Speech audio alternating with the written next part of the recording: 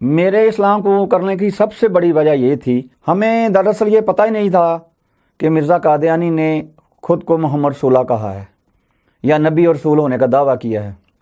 جب کوئی یہ بات کہتا تو ہم اس کو گالیاں نکالتے کہ مرزا نے تو محمدی ہونے کا دعویٰ کیا ہے، تو وہ ہم اس کے پیچھے پڑ جاتے، وہ ہمیں حوالے دیتا تو ہم یہ کہتے یہ کتابیں تو ہم نے خود ہی چھپی ہوئی ہیں۔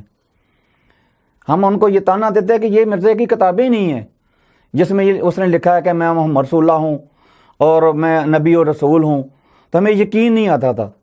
ہمارے قادیانی کی جو لائبریری تھی عبادت گاہ میں، وہاں پہ میں نے حوالے دیکھے کہ مرزا قادیانی نے تو واقعہ ہی محمد رسول اللہ ہونے کا دعویٰ کیا ہے، اور یہاں تک کہ اس کے بیٹے بشیر احمد ایم اے نے کلمۃ الفصل میں لکھا ہوا ہے کہ مرزا قادیانی خود محمد رسول اللہ ہے۔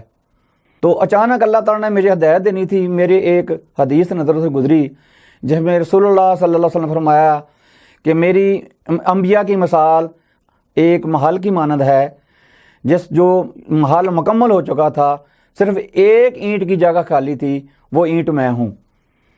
تو پھر آپ صلی اللہ علیہ وسلم نے فرمایا کہ میرے بعد کوئی نبی نہیں، لا نبی بعدی۔ تو یہ وہی لا تھا جو لا الہ الا اللہ میں آتا تھا۔ یہ لا نبی بعد میں نفی عام تھی، خاص نہیں تھی، یعنی کوئی نہ دلی نہ بروزی نہ شرعی نہ غیر شرعی کوئی نبی نہیں آئے گا۔ تو میں نے کہا کہ مرزا قادیانی جھوٹا ہے۔